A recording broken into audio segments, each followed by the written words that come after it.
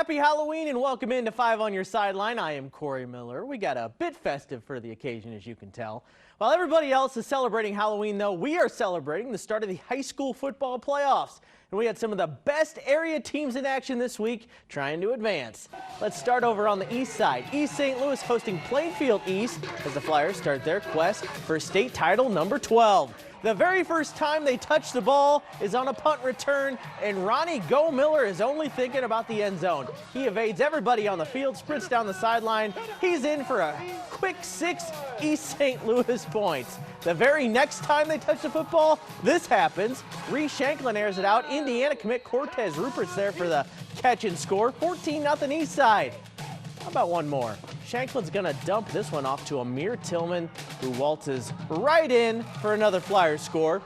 East St. Louis wins big 63-7 to advance over in Illinois. Parkway West hosting Parkway Central in an all-Parkway playoff matchup. Central is going to be looking for a receiver. They're going to be looking for a while and eventually fire to the sideline, but it's going to be West Jet Johnson there for the interception. We're going the other way. And as we go the other way, Longhorn QB Brett Ottensmeyer going to keep it himself. He strolls in for the Parkway West touchdown, 7-0 Longhorns. Great play for West right here. Ottensmeyer finds his receiver, Tyler Turkin, across the middle. He's going to have tons of room to work right up the middle, right into the end zone. That's another West touchdown. Later on, for good measure, they'd score again. Ottensmeyer to Leighton Usry right at the goal line. Yeah, that's good for a touchdown as well. Parkway West gets the better of their rivals from Central to advance with a 49-13 victory. Over to U City, where an exciting Lions team hosted Lutheran St. Charles. U City came out firing. Travis Allen Jr. through some traffic, eventually into the end zone. Touchdown Lions, 7-0. Later on, if it ain't broke, don't fix it. Allen down the sideline this time for another score. U City can sling it as well, though. Teddy Stevens airing that one out. Jalen Cotton's there for the great catch. But guess what? He's not done yet. Cotton would drag his defender all the way down to about the 2-yard line. My goodness. That connection was in sync tonight. Here's another Stevens to Cotton pass that goes down at about the 1-yard line this time. What's he got to do to get a touchdown, folks? Great catch nonetheless. U City had no problems. They win 46-0 to advance to the next round. Over to Cardinal Ritter, the Lions hosted McClure to begin their state title quest. Right off the bat, a big defensive play. Marshawn Ivy stepping up for the pick on the doorstep, returns it for a touchdown. Nice play, big fella, and they're going to celebrate on the sideline. Later on, Ritter's running back, Manny Ellis, does what he does, and he finds the end zone. Ellis shoots through the line, goes untouched, 38-yard score. And if you like that play, you're going to love this one. Ellis, once again, untouched, threw the McClure defense in for another touchdown. He just lives in the end zone, folks. About one more Ritter score for good measure. Bryce Claiborne, a little touch pass. He's going to be gone right towards our camera, right in for 6 more points. Ritter rolls big time, 78-0 in the first round. We covered a number of playoff games last night as well. Lindbergh on the road at Oakville first. This game had some awfully big-time plays. First up, the Flyers defense. Jackson Bailey going to pick off this Oakville pass. He's gone down the sideline. That's a pick 6 for the Lindbergh Flyers. Oakville would respond right away, and they'd respond in a big way. Just a few plays later, it's the Max connection for Oakville. Max Bradley airs it out and finds Max Simakaitis, who's going to do the rest. That's a long touchdown catch and run for the Tigers of Oakville. Flyers back on offense. Colby Banger going to air this one out. Carter Holmes is there to give it a soft landing spot for a touchdown. However, Oakville defended home turf with a 19-17 playoff win. North Point hosted Zumwalt South last night, trying to avenge the Bulldogs' 1-point win over them earlier this season.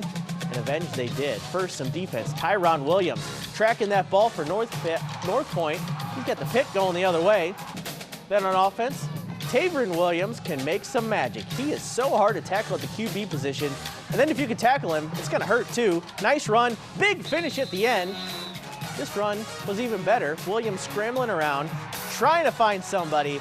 Then he just decides, you know what, I'll do it myself. He finds his lane, goes into the end zone for 6 as the Grizzly faithful are loving it. North Point defense was in the backfield all night long as well. They shut out Zumwalt South 40-0 to advance. Francis Howell at Troy Buchanan is always a good regular season rivalry. You get to see it in the postseason this year. first play from scrimmage, a big one for Hal, as Reed Remington's going to get a big gain, but absorbs a crushing hit from Troy at the end. The Trojan defense would impose their will. Look at how many purple jerseys get in the backfield for that sack. Hal defense held in there for a while as well. They dished out their share of sacks, including this one you're seeing on your screen right now. But Troy was not going to lose at home last night. Carter Dow has had a great career as a Trojan. Nice run on that play to set him up for a second quarter touchdown. Chris Wenger is going to be the one to finish it off. Troy Buchanan moves on with a 42-24 victory over Francis Howell. Hey, the high school playoffs roll on around the area tomorrow as well. Here's a look at some of the teams in action. MICDS and Ladue should be a good one. Highland travels to Freeburg, and Columbia battles the dominant Bree Central Cougars. Speaking of those Cougars and their dominance, Central comes into the postseason with an 8-1 record, and in 6 of those wins, they've allowed 7 points or fewer.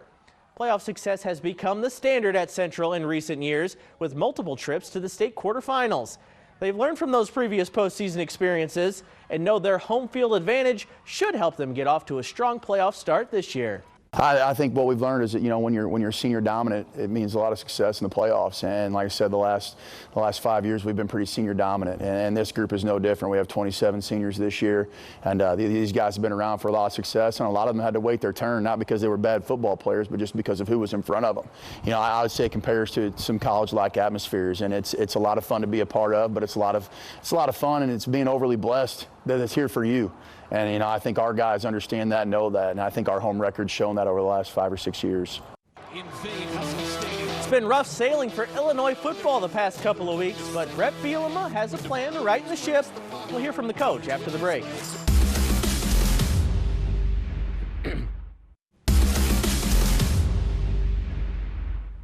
Bright early at 11 a.m. tomorrow in Champaign against Rutgers, Brett Bielema will be trying to avoid doing something he hasn't done since 2022, lose 3 straight games as Illinois' head coach.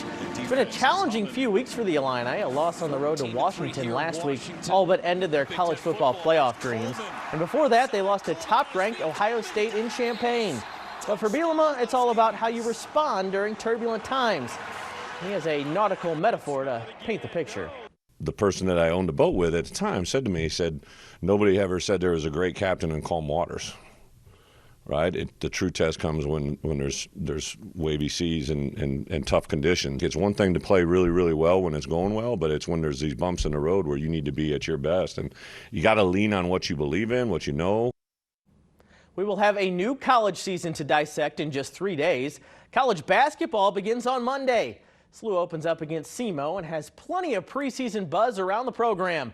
Coach Schertz will have some things to sort out in the early part of his schedule, though, namely who gets minutes in his lineup. The Bills are big and they are deep. It could be as many as 11 players in Schertz's rotation. So how will he balance his depth of talent? I think a lot of times your greatest strength can be your greatest weakness if you allow it to be. We can have too many players if guys can't embrace and accept roles, and if guys can't manage their ambition, because we have really ambitious guys, but they have to put the team above self, and you can't have ambition with an agenda. Shout out to the Lindenwood men's soccer program. The Lions tied with Eastern Illinois last night to finish the regular season 13-1-3. That was good enough to claim their first ever regular season championship at the Division I level. The Lions will head into the OVC tournament held in St. Charles as the #1 seed. We'll be right back.